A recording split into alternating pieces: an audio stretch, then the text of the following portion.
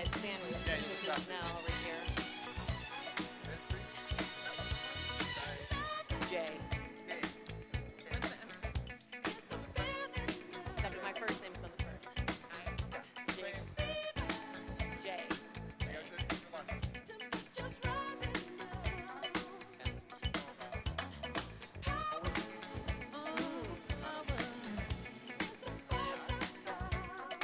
Mine is tough because like it switches. I don't know what the rule is. But my last name is second. No rhyme.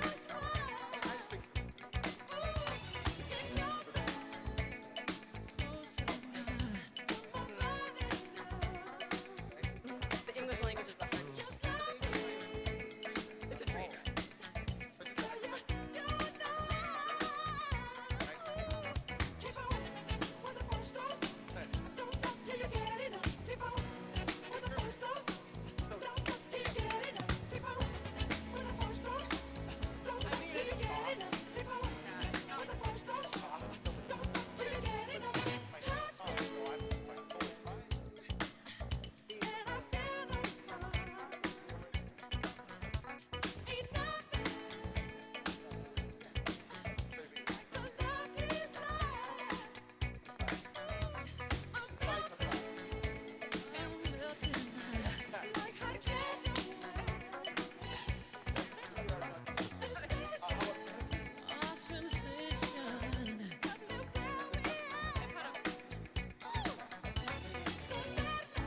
Okay, I'll give a.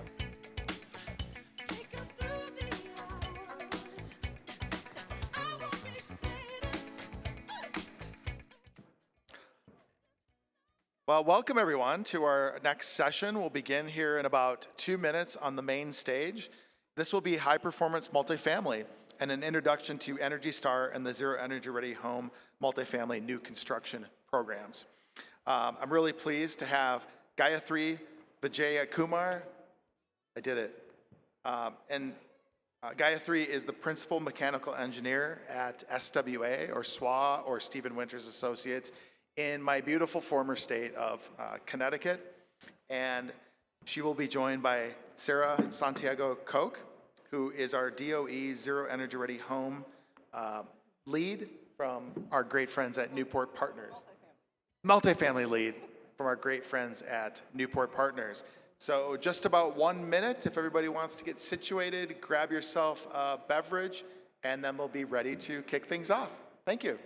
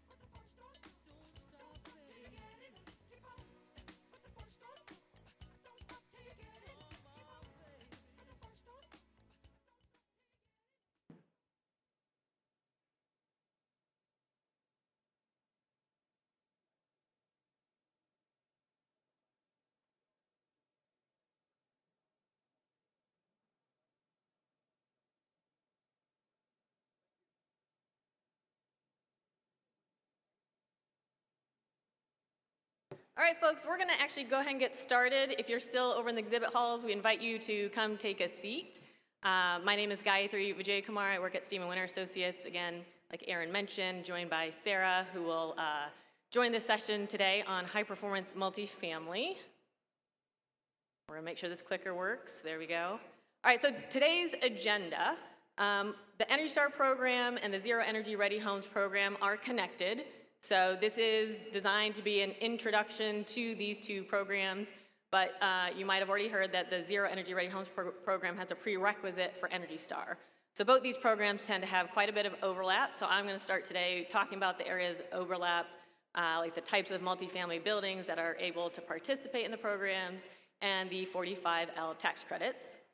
And then again, it's an introduction, so I'm going to go high-level overview of the Energy Star Multifamily New Construction Program, give you an overview, an example of some of the program requirements, and how to access the documents on our webpage. And then also, if you're not already an Energy Star builder partner or rater partner, I'll show you how to get that partnership set up. And then Sarah will go through very similar basic introduction information on the Zero Energy Ready Homes multifamily program.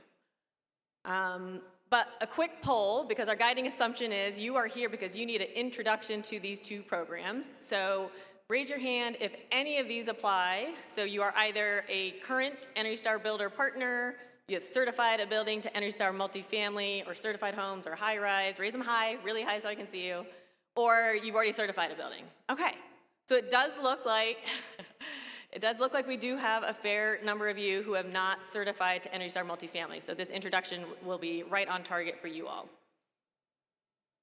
All right, so let's first talk about the areas of overlap. What do we mean when we talk about multifamily buildings? And it's a lot easier to talk about what we mean by multifamily when we first tell you what's in our single-family new homes program. So both Energy Star and Zero Energy Ready Homes have a single-family new homes program. And so, like you would think, it has detached single families included, but it also has some attached units. So detached two-family as well as townhomes, those can participate in the single-family new homes program for Energy Star and Zero Energy Ready. But today we're talking about multifamily. So it's multifamily any height, low rise, mid rise, high rise, 1 story, 100 stories. It's also mixed use buildings that are at least 50% or more residential. So you can have some commercial space and still participate. For a short time longer, we will still allow townhomes to participate in the multifamily new construction program, but in the future, those will most likely participate in single family. All right, so these are the buildings that we're talking about today. And the clicker is not moving. There we go. All right, so the tax credit. Any advice on the clicker? All right. Could I possibly get a new clicker? There we go. Okay. So most of you have probably heard about the tax credit and seen these big dollar amounts out there. So I'm going to invite you to look at this table. Just stay with me on the first row. Thank you very much. Okay, so stay with me on the first row. So if you have a multifamily building that gets certified to Energy Star, each certified unit is eligible for a $500 tax credit. That's per unit. And that amount doubles if you go after the Zero Energy Ready Homes program. And we'll talk about which versions of those two programs are needed to get that tax credit. But the second line is where the bigger amounts of money, so you might have seen these dollar amounts floated out there, $2,500, $5,000. So these are only available if prevailing wage requirements are met. So it doesn't have anything to do with the program, but it's about prevailing wage, okay? So let's talk about the versions of the program. And let's talk about getting Gayatri access to a clicker. Help me out, Sarah. What's happening? Where should I point it? Oh, random places. There, over there. I'm going to point it over there. Okay, so the Energy Star program, in order to get the tax credit, so it's based on the acquisition date. Historically, we talk about just the permit date. And in Energy Star, the permit date, so when you start your building, that dictates what version of the Energy Star program is required for certification. And so we have versions like 1.1 and 1.2, and as the numbers get bigger, those are more higher performing programs, versions of the Energy Star program. The tax credit introduced this concept of an acquisition date. So unfortunately, you have to follow your acquisition date in order to figure out which tax credit you're eligible for. And so if you can reach this QR code through your phone, otherwise just navigate to this website, energystar.gov/45L tax credits. I'm going to show you how to figure out acquisition dates and what that means for your projects and if you're eligible for certain tax credits. Now again, if you were just here to learn about Energy Star, it's usually based on permit date, so the tax credit might be pushing you to a higher level of the Energy Star program, where if you just want Energy Star certification, you could just follow your permit date. All right, so if you navigated to that website, this is the table you're looking for. So acquisition is sometime at the end of the project. I am not a tax professional, but acquisition is just kind of when you hand over the building. Permit is at the beginning. So you kind of have to look into the future. Do you have a multifamily building that you're designing right now that could be completed, acquired this year, 2025, or 2026? If that is the building that you're thinking about, that could be certified under Energy Star version 1.1, and it would be eligible for the tax credit. In California and Oregon and Washington, those are looking at slightly more progressive versions of the program, but for most states, you're looking at version 1.1 if you can guarantee your building will be acquired by the end of 2026. Now, if that's not the case, and you think you're going to be acquired in 2027, there we go. So now let's say you can't predict your construction schedule. Multifamily can be a challenge in terms of predictability. So let's say the building's gonna be acquired in 2027, or you're not sure you'll definitely complete in 2026. You would want to be looking at designing a building to meet version 1.2, just to be sure that when the building's acquired, you still be eligible for the tax credit. In California, we're looking at version 1.4. All right, so that was Energy Star. The Zero Energy Ready Homes tax credit is a little simpler because the acquisition date isn't even a concept that they have to deal with. It's just based on your permit date. So just follow your permit date and that'll tell you the version of the Zero Energy Ready Homes program that you need to get the tax credit. Again, this is another QR code if you can get it. Otherwise, I'm going to show you how to read that table. And we're going to go through an example of a multifamily building that's trying to get the Zero Energy Homes tax credit. Okay. So in this table, you can see at the top there's a section for national, and on the bottom a section for California. I'm really struggling, folks. Here we go. A multifamily in Wisconsin. So it's a permit date in January of 2025. So 4 months from now, it's expecting to get its permit. And so it's going to look at the table. And on the far right, you can see the project type, multifamily. Again, any height to be eligible in our multifamily programs. And then based on its permit date, it's looking at that middle column. Trying to look at the middle column. There we go. And so you can see by the date of January 1, 2025, it knows it needs to be in multifamily version 2. Okay. So that's it for the tax credit. So any other tax credit questions, we might come back. Sorry, I should have mentioned we are going to do a Q&A at the end, but most of the questions we get are really redirected to your tax professional. And so let's go over just kind of the basics of the Energy Star program. And it was good to see that a handful of you have never participated in Energy Star before. And so I'm going to give you a high-level overview of the program and its requirements. And so Energy Star, when we introduce the Energy Star program, we like to talk about the fundamental key elements that go into developing an above-code program like Energy Star. It is the fundamental energy efficiency program that Zero Energy Ready Homes builds from. So as you can imagine, one of the key elements is efficiency, energy efficiency. That's in the top row there. And also third-party inspections. We find that to be very critical to a building's performance. So the rest are not related to energy, but we're not going to pursue energy efficiency at the sacrifice of comfort, air quality, or durability. So you're going to see all of these work in as mandatory requirements in the program with some flexibility to meet our efficiency goals. So let's talk about what it means to be above code in terms of performance.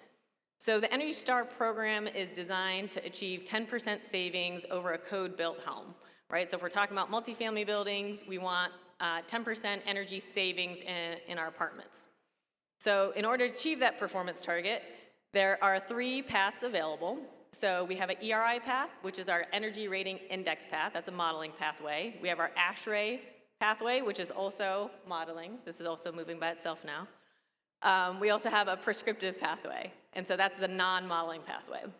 So in this map, you can see green, yellow, and blue. So our green states, so prior to the tax credit, we outlined the states that had adopted certain energy codes. So every state adopts an energy code on their own pathway. And so for the green states, they've adopted a certain energy code, and so the Energy Star version 1.1 program was applicable to those states to get them to have 10% savings above their local code. So the yellow states have already adopted the 2021 ICC, so they're on a trajectory to have to do Energy Star version 1.2 in the near future because their state has increased its code. So Energy Star is 10% above code, so they will soon move to version 1.2. And you can see that in California and the Caribbean, they have different targets. So what does that mean to be version 1.1? Version 1.1, in that column for the ERI, that Energy Rating Index, we're talking about an ERI target of the low 50s to low 60s.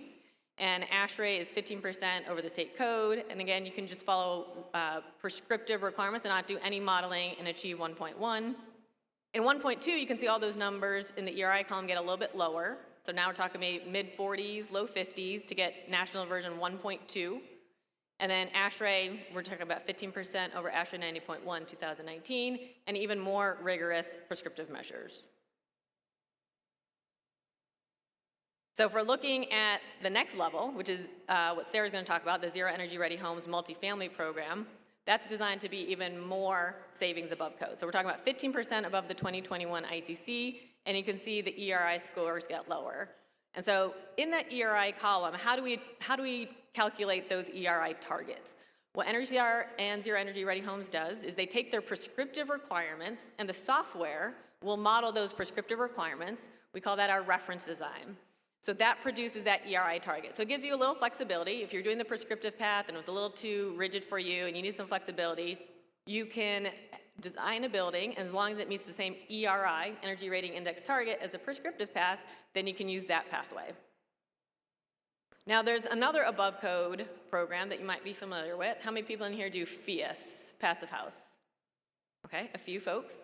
And so they have a prerequisite for Energy Star and Zero Energy Ready Homes. That's their prerequisite. So in order to streamline all these programs, we developed a pathway using our ASHRAE pathway. So you don't have to do an ASHRAE model. FIAS teams do rigorous modeling themselves. So we adjusted our targets to work within the metrics they use. And so in version 1.1, we have an exception to use your FIAS targets, and we just modify the numbers. We have a similar target adjustment in 1.2, as well as in Zero Energy Ready Homes. All right, so if you're doing FIAS, we've tried to accommodate and streamline your workflow. All right, so if you're new to multifamily programs, I think when this program launched back in 2019, people were new to the idea of having these requirements applied to dwelling units as well as common spaces. So we have to keep reminding folks that this does apply to the common spaces, lobbies, corridors, amenities in your multifamily buildings. If you had a mixed-use building, these requirements do not apply to the commercial spaces. And it is also important to know that 100% of the dwelling units have to meet the requirements. So if you have one apartment in a multifamily building that failed to meet a requirement, that has to be corrected before the whole building and all the other units can get their certification. You also might not be familiar with seeing requirements for central systems, systems serving common spaces, or garages. And then if you're not modeling those common spaces, then there are some additional efficiency requirements. And then last, Energy Star does introduce a requirement for, not for benchmarking, but we want our big high-rise multifamily buildings over 50,000 square feet. If we really want them to be above code, we need to enable them to be above code for the life of the building. So we do want a strategy in place for them to collect whole building utility data. So moving on from efficiency, the third-party testing, I think we're here at EBA High Performance Builder Show. I think everyone understands the value, the inherent value in third-party inspection. So we do have a rigorous third-party protocol. These raters are on site for multifamily building multiple times, not just at pre-drywall or final. They'll come through maybe even a dozen times, depending on the size of your multifamily building, to do their inspections. They'll also do performance tests. So they'll do a blower door test to assess the air tightness of your envelope, air tightness of your ductwork. They'll do ventilation airflow tests. And again, they're not just testing the dwelling units, they're also looking at the common spaces. All right, so moving on, the third-party inspector also, so we have third-party inspections, so you've got oversight on top of oversight. So they have an oversight organization that they work with. This is something that the rater will be affiliated with a home certification organization. It depends on what path they're choosing, or a multifamily review organization. And again, because we're talking about Energy Star and Zero Energy Ready Homes, there are organizations that provide oversight for both programs. So your rater will just pick the one that has oversight over both, making that very streamlined for you. All right, so that's about efficiency and testing. So let's talk about the attributes of an Energy Star building that aren't directly related to efficiency. So the first one, we're talking about comfort. So let's talk about our thermal enclosure system. And so there are some mandatory requirements in Energy Star that can't be traded off. So we want a minimum performance for our insulation, our windows. We want the installation of the insulation to be graded at a high quality. And there's some pass-fail air sealing measures we want inspected. And we also want to reduce thermal bridging in our walls. So these are mandatory requirements of the program. Now, a term, since a lot of you did not raise your hand earlier, so this is good for an introduction, we throw this term around a lot, the thermal backstop. And the thermal backstop is basically the minimum amount of insulation and performance in your windows that can't be traded off, right? You could have a completely uninsulated building and be net zero for energy, but that wouldn't be a very good building. And so we have a thermal backstop, and there is some flexibility, right? So we adopt the code approach called building UA, so just a flexible way to meet these envelope requirements, and it depends on the U factors and the areas of your envelope. So let's say you're designing this award-winning multifamily building, and it has window requirements of a U factor 0.30. You've got a roof that has a requirement of R49, and then the walls require R20, right? So these are the Energy Star requirements for your multifamily building. How are you going to meet these? And so you're saying, well, Gayatri, I already have a U28 window that I like to use, so that's good, that meets the requirement. And in your roof, you were planning to do R60 already, so you're good there. But what you don't want to do is R20, you really want to do R15. So when you look at these numbers in isolation, component by component, this would not pass Energy Star, right? But you are allowed to do the UA. And so the UA allows you to take the areas of those windows and the roofs and the walls, and when you compare those, this building actually could comply with that R15 wall. So how do we decide what that top row, what that the maximum U factors are for your building, right? So we were talking before about the tax credit, and what state you live in, so maybe you have an idea that you'll be pursuing version 1.1 for your first multifamily building. Those backstops are the 2009 IECC. Now, if you realize that, my acquisition date, that could be off in 2027, I really want to target version 1.2, that's the big difference, right? So these are the 2021 IECC levels for those U factors. And if you're just doing Energy Star, in the next 3 months, you have access to this exception, which will give you a little bit more wiggle room on those U factors. They're pretty stringent in the 2021 ICC. If you haven't taken a look, so you have a little wiggle room there. But just to note, that's only if you're doing Energy Star. If you're considering doing zero energy ready homes multifamily, you would not be able to use that exception. All right, so moving on in comfort to the next couple bullet points, we have individually sealed dwelling units. And so we do a blower door test, and it's not a whole building blower door test like they would do in passive house. We actually want to make sure each dwelling unit has air tightness compared to the corridors and to your neighbors. So this is a blower door test that is conducted on a dwelling unit, apartment level. We also have right size requirements for our HVAC to ensure comfort in the dwelling units. If you have central systems, we also want a thermostat so you can control your own temperature in your dwelling unit, as well as filtration requirements. We also have a requirement for functional testing of the installed HVAC system. And so that HVAC system could be graded by your rater if they've gone through the HVAC grading process, or you can have someone who's a functional testing agent or a commissioning agent run through the steps. So in terms of air quality, right? So again, these are components of our building we don't want to sacrifice in the pursuit of energy efficiency. So in terms of air quality, while these fans use energy, and we probably save energy by not putting these fans in, we want air quality. So we want a continuous change of air in our homes, use exhaust fan, supply fan, energy recovery. We want local exhaust removed from the building and vented completely to outdoors. So from our kitchens and our bathrooms, we're just following the ASHRAE 62.2 requirements for these Energy Star requirements. And not only do we want to get pollutants out, we would like to minimize how many pollutants we actually generate in the home. Again, we're still talking about an Energy Star program, but we don't want to sacrifice these core benefits. And so if you haven't converted to all electric and you still have combustion appliances, they have to be outside the pressure boundary in your multifamily building. And last, we have durability. We want these high-performance buildings to be durable, and so the builders, when you become a partner, you agree to create a complete water management system to control water flow in your buildings and keep them out of your envelope. All right, so that's a taste of all the Energy Star requirements, and so what you need to understand is how to actually get certified. So if you are working on multifamily already and you're just trying to take the next step to Energy Star, this is your team, right? You have a builder or a developer, your GC, you've got your architect, you've got your MEP or HVAC designer, maybe you have a commissioning agent, right? So on the top row, these are the same players you're gonna need for Energy Star. If you are thinking about how are you gonna get to that performance target, that above code performance, and you wanna do a whole building model, because you do that for code already, then you're looking for an ASHRAE modeler. And no matter which of the paths you chose, you are gonna need a rater, and that rater is gonna connect with their multifamily review organization. Now, if you haven't been to our Energy Star website, if you grab this QR code, it's excellent to bookmark this web page.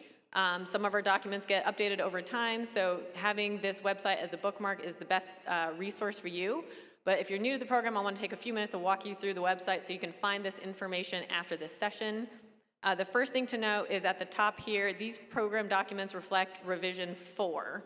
And so we've been talking about versions of the program, and the versions of the program are how we increase stringency, increase performance of our buildings. We do that through something called a version. You heard me say 1.1 or 1.2. So this is a revision. This is something Energy Star does once a year, and so we usually do it in the fall. And these are revisions. This is how we clarify program requirements. So partners ask questions, seek exemptions or alternatives, and we contain those in a policy record, but once a year we repost them. And you'll know it's been reposted because they'll have a revision number in the footer. And so in between those postings, we keep the questions and clarifications in a policy record. And so if you were to open that up, you are midstream in a project and you're wondering if there is an exemption or an alternative that's been developed for you, you'd pop open the policy record and you would see a page like that has the program documents. You could just do a keyword search for a specific item that you're looking for and see if a policy has been changed that you can then use. These are available to use in between revisions. So back on the main page, the very first place to grab a document is our national program requirements. So we've been talking a lot about 1.1 and 1.2. So if you were to open up 1.2, it would have a summary of some of the things I've talked about, the buildings that are eligible, what are the partnership requirements, what are the training requirements, and again, a summary of the certification process. If you scroll further down that website, these are the program documents that your team needs. So your rater needs to access this rater design review checklist, and this guides them through the design process. They're gonna review your designs for compliance, and then when they're on site doing their inspections, they're gonna need this rater field checklist. So those are documents your rater's gonna need. Again, if you had a commissioning agent and they want to be your functional testing agent for the purpose of Energy Star, they have their own checklist. They're going to want to look at that and see how that compares to their code scope for commissioning. And so we won't have time to go through every single document, so I'm going to have you look right here. Nope. Down here, this download all button. So this is the best resource for you. You can just click this download button. It's in a zip file. It's going to download all the program documents, some of the ones I've mentioned, but also other ones. We have Excel tools. These are all PDFs that I've been showing you, but we also have them in Excel tools, and there's also examples that have been filled out. So I encourage you to just click that download all button. It's a zip file. You have everything, and it'll be nice and organized for you. All right, so now you know who your team is, you have a sense of the requirements, you understand the whole entire website. You're gonna give this presentation next year at EBA, so I don't have to use this clicker. But now you wanna know, how do I actually go through the whole entire process? So you had to join, you had to become an Energy Star partner, so if you were a builder or a rater and you haven't done your partnership agreement, I'm gonna show you how to get there. You know what the requirements are now, so you're gonna design those. You're gonna integrate those into your design. Your rater's gonna review your design. They might start doing your energy model at that point. Your MEP or your HVAC designer has a report that they have to complete. So this is all happening during the design phase. And then once you get into construction, now this is where you're building those things and the rater's on site making sure they're being built as designed, as well as once the HVAC gets installed, they're doing the tests on those systems. Everything goes as expected and you get your certification. The rater submits all the paperwork to their organization and you get your certificates. And so now you can market your building as Energy Star. And your rater will give you certificates for each dwelling unit, and you can even purchase a plaque for the building itself. So let's take a look at what those certificates look like. So on the left, those are the certificates that demonstrate that you've been certified. You're gonna wanna hold on to those for the tax credit. You can also get one at the building level if you want. And then like I mentioned, you can get a plaque for your building, and you can also have these sticky labels to adhere to the electrical panel in each apartment dwelling unit. Okay, so before I hand things off to Sarah, if you weren't a partner, that's the very first step in the process is to become a partner. If you want to grab this QR code, otherwise you can join me at energystar.gov/MFNC. You could do this right now. There's no cost to becoming a partner. Everything I've just talked about is summarized in this 2-page fact sheet for builders and developers. And if you couldn't get that QR code to work, much like I can't get this clicker to work, here it is on the left navigation. So if you're on our webpage, you go to educational resources, there's recorded webinars there, but there's also a technical guidance page where you can get lots of resources. And one of them is this fact sheet. You can see it towards the bottom there. There's 2 fact sheets, one for single family new homes, and the second one on the bottom is for multifamily new construction. Okay, and so in order to become a builder partner, you actually have to connect with a rater in your area that is already an Energy Star partner so they can help you analyze your plans. And so if you aren't connected with one, this is a QR code that will take you directly to our partner locator. If you can't click on that, again, on that left side of our website, you just go to the bottom where it says partner locator, and then it's going to pull up a directory. Now in this directory, you can see it's very tiny on your screen now, but in the middle there it says partner type.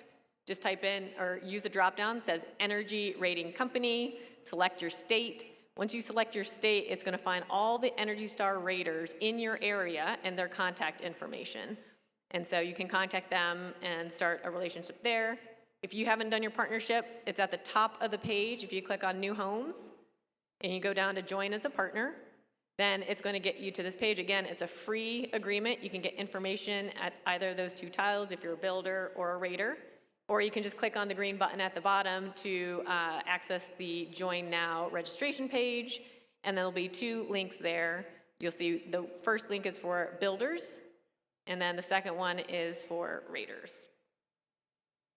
Okay, that is the end of my part. And last bit of information I'll leave for you is our email address, which is energystarhomes@energystar.gov. I'm gonna hand things off to Sarah and wish her the best of luck with this clicker.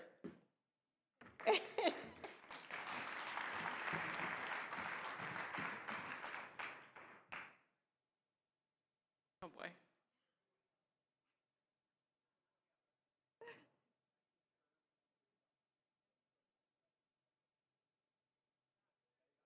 Got it, I think. Okay. Thanks, Gayatri, very much for that great introduction to the Energy Star Multifamily New Construction Program. As she mentioned, my name is Sarah Santiago Koch, and I am part of the team that helps run the Department of Energy's Zero Energy Ready Home Program, which we call ZERH. So you'll hear me say that many times during this presentation.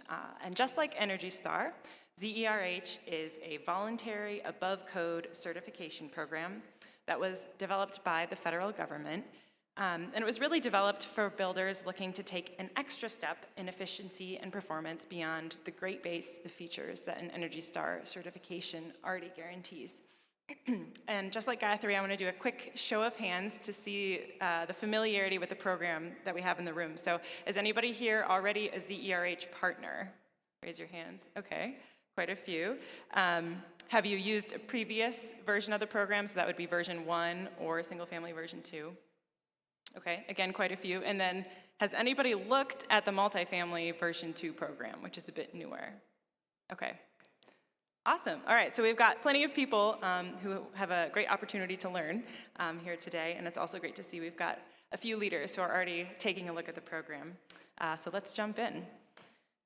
This chart should look familiar. Gayatri showed this earlier when she was explaining how to figure out which ZERH program version you need to use to claim the 45L tax credit. And as she mentioned, this chart also identifies implementation dates just for program certification.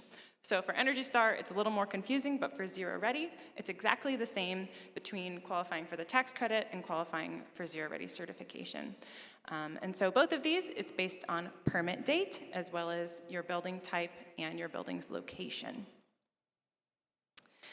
So the program version we're here to talk about today is national multifamily. So we also have a California program version, but we're focusing on national today. And for the national program, multifamily version 2 will be required for projects with permit dates on or after January 1st, 2025. So that's the beginning of next year, so just a few months away. And while this program version was released a little more than a year ago, projects with permits issued in 2024, so through the end of this year, can still use version 1, revision 9. But one key caveat is that version 1, revision 9 does not allow permit application date to serve as a permit date, while multifamily version 2 does, just like Energy Star Multifamily New Construction 1.1 and 1.2. So just as a quick example, we'll take an apartment building in Rochester, New York. So this falls under the national program requirements, not California. And the project applies for a building permit in November of 2024, but does not receive it until 2025. Since it can't use permit application date to qualify for version 1, revision 9, then it gets bumped into the multifamily version 2 program version. So next we'll go into how ZERH's technical requirements are set up. So requirements for all ZERH program versions, including single family and multifamily, fall into 3 categories, which are mandatory requirements, a performance threshold, and verification requirements, which are basically the same categories you'll recognize in Energy Star. So the mandatory requirements are key features that are essential to a building's performance. And there's really a major opportunity cost to not include them in initial construction. So these are things like your building envelope, which would be really hard to retrofit, or some of our electrification readiness measures. The second key component is the performance threshold. And this sets the bar for the building's overall energy efficiency. So it's the same kind of thing we saw with Energy Star. And there's no one specific way to meet this threshold, and we have 3 different paths, which are ERI, prescriptive, and ASHRAE, just the same as Gayatri described earlier, but with slightly more stringent targets. And then finally, compliance with the first 2 items, the mandatory requirements and the performance threshold, is verified using our rater checklists. So the third-party rater will come in, just like for Energy Star, and use these checklists to make sure that all of the critical measures are in place in the building. And it's really just adding a guarantee that the building really does offer all of the great provisions that DOE promises in a certified building. So this is just a quick recap of the 3 paths that are available to meet the efficiency threshold, exactly the same as Energy Star that Gayatri mentioned earlier.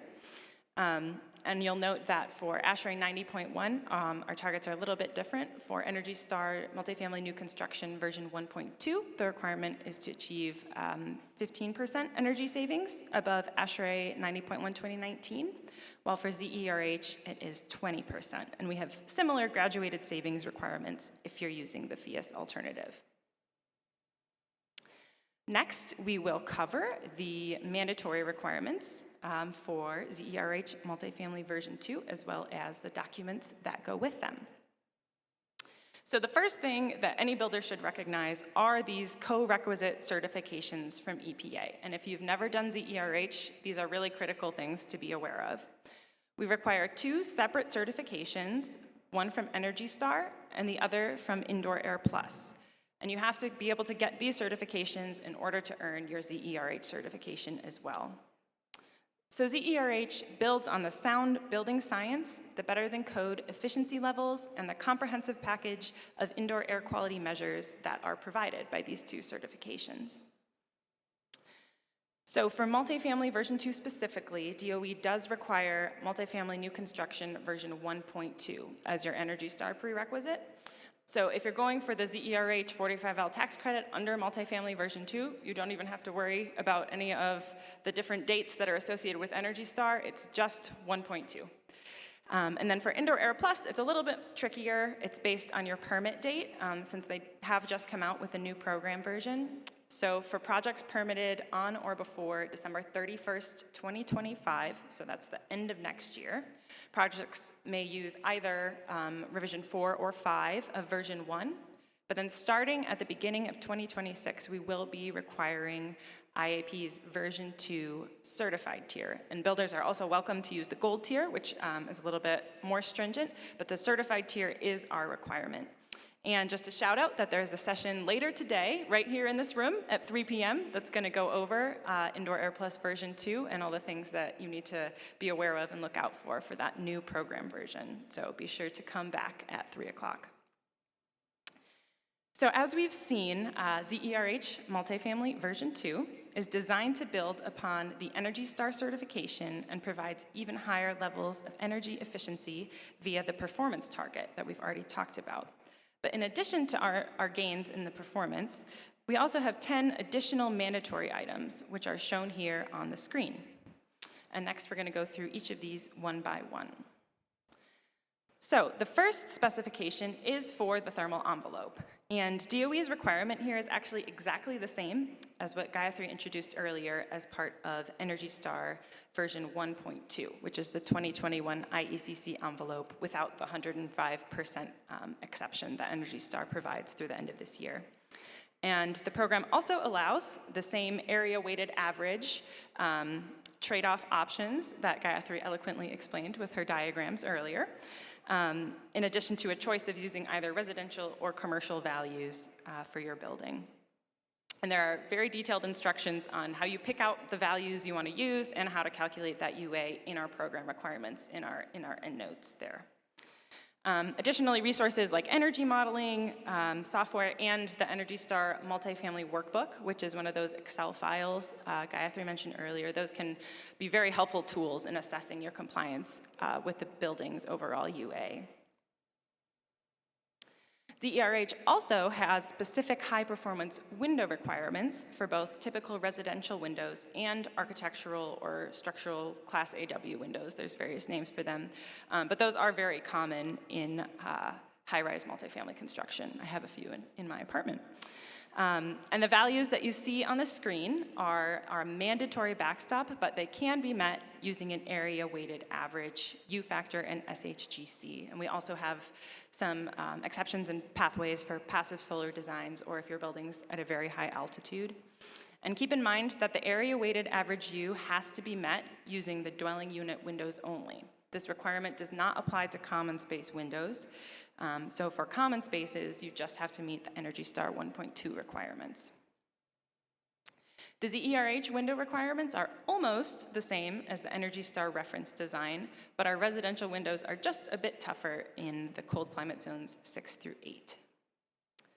So moving on from envelope, ZERH also requires keeping all in-unit ducts and air handlers in conditioned space because significant energy and performance savings can be gained.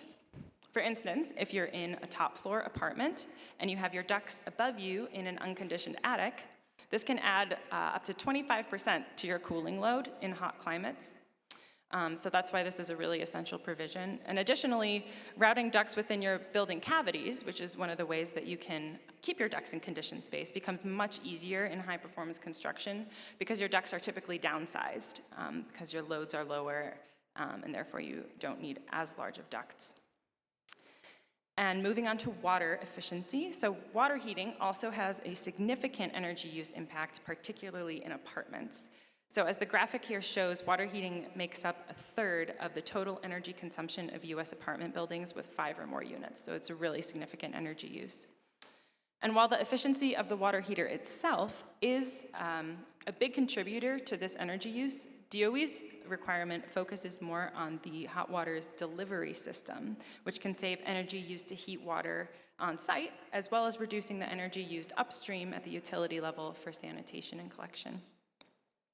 So we have 4 provisions related to this water heating distribution system. The first is for WaterSense labeled fixtures. So this would be your shower heads and your bathroom sink faucets. We have an in-unit pipe storage limit, which is 1.8 gallons. And this is from the source to the furthest fixture. So your source could either be your in-unit water heater or your central recirculation loop if you're branching off of that. If you do have indwelling recirculation systems, not whole building systems, then these must have on-demand controls. And then we do allow central recirculation systems that are moving constantly, but there are some pipe insulation criteria that these systems do need to meet to reduce the energy loss. And there are specific requirements for those levels, and you can find those in the national program requirements, and it varies based on the size of your pipes. Our next key mandatory measure is for indoor air quality. So just like Energy Star, ZERH really does view IAQ as an essential component to our program, especially since we're continuing to have a very airtight and well-insulated envelope. And we've already covered the primary measure in this category, which is the requirement for IAP certification, which provides some of the key protections that are listed here on the screen. And you'll recall that version 1, revision 4 or 5 may be used through the end of 2025, and then version 2 will be required at the beginning of 2026, and that's based on permit date. The second piece of the ZERH IAQ strategy that also provides efficiency is for a heat or energy recovery ventilator in climate zones 6 through 8, where the energy this technology can save is significant due to the colder temperatures. And these HRERVs can be either in unit or they can be part of a central system. The next mandatory provision requires energy efficient lighting and appliances, which is pretty straightforward, but still can be a significant impact.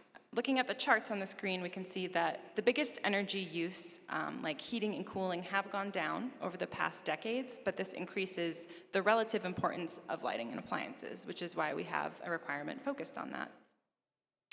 So to address this issue, we require Energy Star refrigerators, dishwashers, clothes washers, clothes dryers, and bathroom ventilation fans. And a key thing to note here is that this is required if the builder or developer is installing these items. If they're not installing a fridge or a clothes washer or dryer, then they do not need to be Energy Star certified. And this also does not apply to common spaces. Additionally, we require 100% of indwelling fixtures and lamps to be LEDs. So that also does not apply to common spaces. You'd look to the Energy Star requirements to tell you what to do there.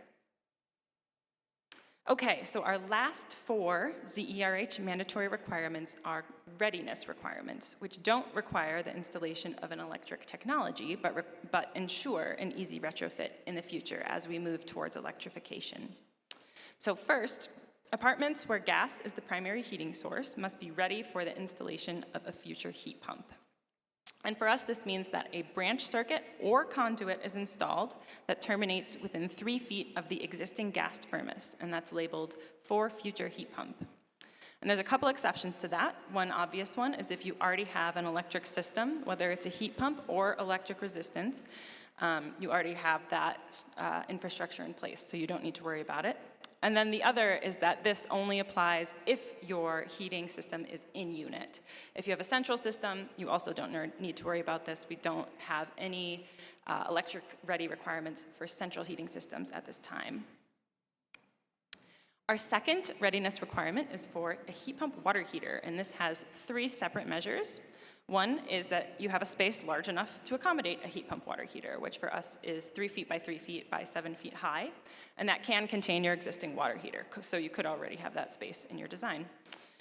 Second, there has to be an energized branch circuit within 3 feet of your gas water heater, and it has to be at least 240 volts 30 amps or 120 volts 20 amps. And then third, there needs to be a condensate drain installed within 3 feet of your existing water heater. Just like with heat pump readiness, there's a couple exceptions. One, of course, is if you already have an electric water heater, either a full-size or a low-boy, or if you have a gas tankless water heater. And there's details on the ins and outs of those exceptions in our program requirements. And then also, just like with heat pump readiness, this is not required if your hot water is provided by a central system. The third readiness requirement is for solar readiness. And this has 4 pieces. So first, you have to designate and reserve a solar-ready zone, which covers at least 40% of the available roof area. And it has to be free from obstructions, and there's few other requirements that go with that, which can be found in our PV-ready checklist. And this space can be split into a few areas, or it can be a single area, depending on your roof's layout. You also need to document the possible pathway for conduit to run from that area to the building's central electric panel. So you don't have to install conduit, but there needs to be clear documentation showing where the conduit would go when a future system was installed. There also needs to be a certificate posted near the panel that gives all this information to the building's future owner or manager so that they have it at hand when they want to install PV in the future, hopefully. And the panel also needs to have some space reserved for this PV system. And again, the details are in the PV Ready checklist. And our final readiness requirement and last mandatory requirement is for electric vehicle readiness. So for multifamily version 2, 20% of the spaces provided for residents, which this could be a shared parking lot, it could be a parking garage, it could even be street parking if it's under the purview of the developer or property manager. 20% of these spaces must be EVSE, EV ready, or EV capable, and half of that has to be EVSE. For this example parking lot, where we have 50 total spaces, 20% of that would be 10 spaces, so we would have 5 EVSE and 5 EV ready or capable exceptions. EV ready or capable spaces, excuse me. And there are, of course, some exceptions to this requirement. The main one is that if there is no parking provided by the builder or developer, or the energy use of the parking area is not their responsibility, then you are exempt from all these EV-ready provisions because you don't have a space to use. There are also some situations where the builder can reduce the number of spaces required if there isn't enough capacity available from the local utility. So here are the 3 types of spaces we're talking about. Starting on the left, EV-capable spaces must have a raceway or cable assembly from the electrical distribution equipment, which would be the panel board, to 3 feet from the space. And this must be sized for a 50-amp circuit, but it does not need to be energized. And then moving over to the right, EV-ready is very similar, but it does need to be energized, so that's a step above EV-capable. And then EVSE is kind of what you would expect is a charger is available for use, essentially. So that EVSE stands for Electric Vehicle Service Equipment, and these must have EV chargers available that can provide 6.2 kilowatts per space. If an energy management system is used, there are reduced capacity requirements for all of these spaces, but the system needs to be set up so that none of the spaces get cut off during a high demand event. We are also working on an alternative pathway that reduces this required 6.2 kilowatts of charging if you have an increased number of spaces provided. And that was in response to some partner requests for options for lower power level 2 chargers, which can work well in residential situations. So be sure to check our program documents. We're coming out very soon with a revision for multifamily, and that option for lower power level charging will be included in those documents. And so just quickly, these are our 3 checklists that I mentioned earlier. The National Rater Checklists covers everything except for PV and EV ready. And then we, of course, have our separate PV and EV ready checklists. Those are on their own because they have a few more complicated requirements that all work together. And there's a QR code on the screen there to find all of those documents. These documents can also be completed using the Energy Star Multifamily Workbook, which now has ZERH Addenda tabs. So you can use this one tool to complete all the documentation for your project. So it's a nice way to streamline through the 2 programs. And then just a few final notes on getting started with the program before we open up for questions. The process is parallel to what Gayatri described before. So the 3 programs line up at every step. You do need to sign separate partner agreements for each of the programs. But as you're designing your building, you take all the requirements into account at once. You can often have the same modeler and consultant team working with you to integrate those elements into your building. Of course, they're all constructed at the same time. And as the rater comes to do their Energy Star verifications, they check on IAP and Zero Ready as well. And as Gayatri mentioned, there are oversight organizations we have which can line up between the 2 programs. And at the end, you get 3 federally recognized certifications, as well as eligibility for the 45L tax credit. So if you're not a partner yet, here's a QR code, and you can head to Partner Central on the Zero Energy Ready Homes program webpage. And it's the same thing as with Energy Star. You just sign a partnership agreement. It's free to join, and then you'll be listed on our list of partners on the website. So for more information on the program, feel free to visit our webpage at buildings.energy.gov/0. I could be a commercial there. And on that website, you can find our DOE Tour of Zero, which is a really great resource and has lots of award-winning homes, some of which are going to be featured at tonight's Housing Innovation Awards. Additionally, we have an education hub that's got all sorts of training videos for the programs, as well as some written resources. And then we also have a page that's dedicated to 45L and ZERH. So just to recap, Energy Star has a great efficiency baseline, and ZERH adds efficiency, indoor air quality, and future readiness measures.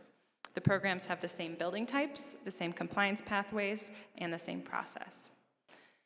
So here's our contact information, and I will open it up for questions. Fantastic. Mic 1. There we go. Fantastic. Just a quick note that Les is sitting right here. If anyone needs continuing education credits, just see Les. He can scan your badge and you'll get those. So I'll be the roving question person. Any questions for the team?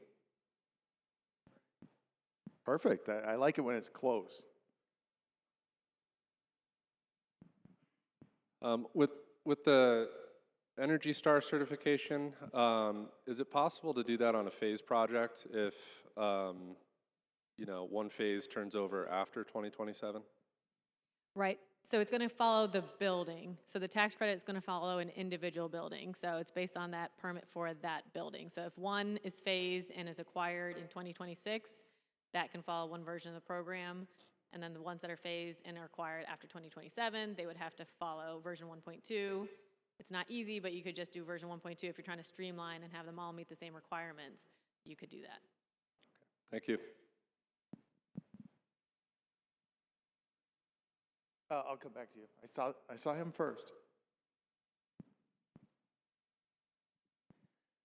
For MFNC, low-rise, like 2/2 or back-to-back condo configurations, is there any formal guidance on where you draw the building? We take a typical approach for townhomes, where it's the firewall separation, but there are a lot of different contortions now with low-rise condos. Is that a building eligibility question? Well, no. Where you draw the level of the building, if you have one row, multiple buildings, or the entire row being one building. Okay. So the simple example is a row of townhomes. We would have those individual townhomes, and if we're talking about eligibility, that determines what program requirements they follow. And so that row of townhomes, the Energy Star program, as well as Zero Energy Ready Homes, we default straight to the Energy Code definitions for townhomes. So that's foundation to roof in a row of 3 townhomes. And so, the simplest one, those 10 townhomes, each townhome for right now, they could participate in the single family new homes program and the requirements that follow. Or right now they can follow multifamily, each of those units. There's some stringent requirements there for townhomes, and there is a proposal to consider just taking them out of taking the townhomes out of multifamily and letting them be streamlined through single family. We do see multifamily buildings that are a hybrid, where you have a 2/2 or a 1/1 attached to a townhome. But again, it comes down to, do they meet a definition of a townhome or a detached 2-family? So a 1/1 or a 2/2, if it's attached to another one, that becomes a multifamily building, only eligible for multifamily new construction. Hi, Sarah. You mentioned that the ZERH has a lighting requirement for all LEDs. Does that allow screw-in LEDs, or are they all hardwired or integrated LEDs? It can be just a typical LED light bulb that screws in as well. Yeah.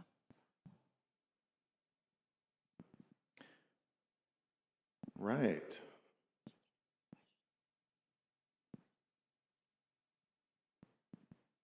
I'm getting my steps in. Can you explain a little more about the training as raters, verifiers, and builders? Is there required training, and will there be CEUs that we have to meet in years coming? Sure, that's a great question, Carla Butterfield from Stephen Winter Associates. It's a plant.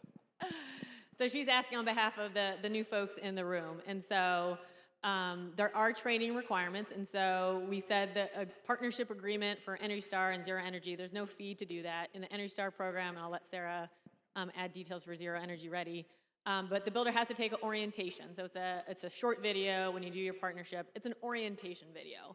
The verifier, the rater, the Energy Star partner, before they get their full partnership agreement and get listed on the directory, they do have to take in-depth training. So earlier in the morning session, you heard people taking a HERS rater exam. So on top of that rater exam, they would have to go on to take an Energy Star rater training. And so for the multifamily program, that actually entails taking the training required for single-family homes. That single-family homes program has been around for a very long time. And so they had a training, and multifamily uses a lot of those requirements. So we have our multifamily raters take that training and then add a supplement for multifamily.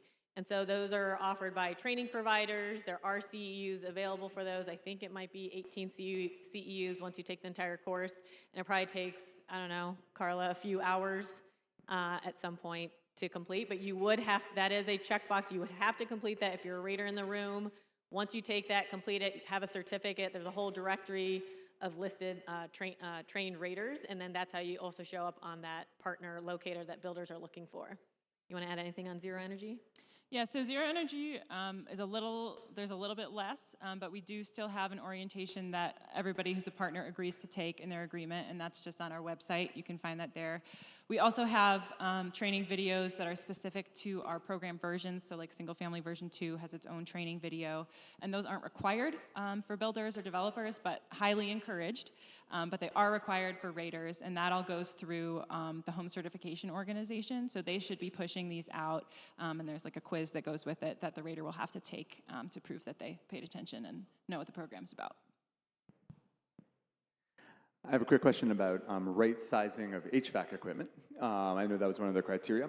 So I'm in the Northeast where we're having a pretty consistent issue, particularly in smaller units where there's asymmetric loads between heating and cooling, and heat pumps are sized for heating, dramatically oversized on the cooling side, which is an energy penalty as well as a dehumidification issue. So I'm wondering, can you give a little more explanation around what right sizing means and if that how that problem is addressed within the standards there? Sure. So right now, Energy Star tends to default to calculations like manual J and manual S. And so within those standards, as they get revised to better accommodate that split scenario where you're trying to size a heat pump and trying to meet cooling and heating loads, we kind of defer to them. But as of right now, the Energy Star program, you calculate the loads that you need for heating, you calculate the loads you need for cooling, and there are sizing limits. So they're pretty flexible. And what we've introduced in multifamily, in addition, are these low load options. So you're building these high performance multifamily buildings, really good envelopes. Like Sarah mentioned, your loads are dropping, which means your equipment can also reduce in size. So there's options. I mean, some of those systems will still be oversized for the loads that we are seeing in these high performance buildings. But Energy Star is not going to get to the point of like requiring dehumidification, like standalone dehumidification. So we're kind of trying to work with the systems that are available, and there are no limits on the heating size of the equipment. But we do recognize that can be a challenge. So the limits aren't, size for 100% of your cooling load, and who cares that you can't meet your heating.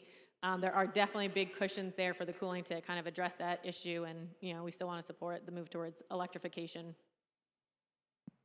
Well, please join me in thanking Sarah and Gayatri for an incredible presentation. Just a bit of housekeeping, because Wi-Fi is like oxygen nowadays. The password for the EBA Summit Wi-Fi is capital EEBA 2024. So we'll be in here for next session at 11 o'clock. We've got a break. Please join the vendors in our showcase area. Thank you.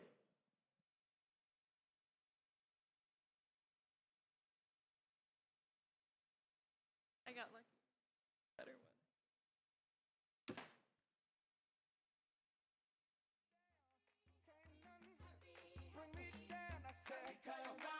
Clap along if you feel like a room without a roof.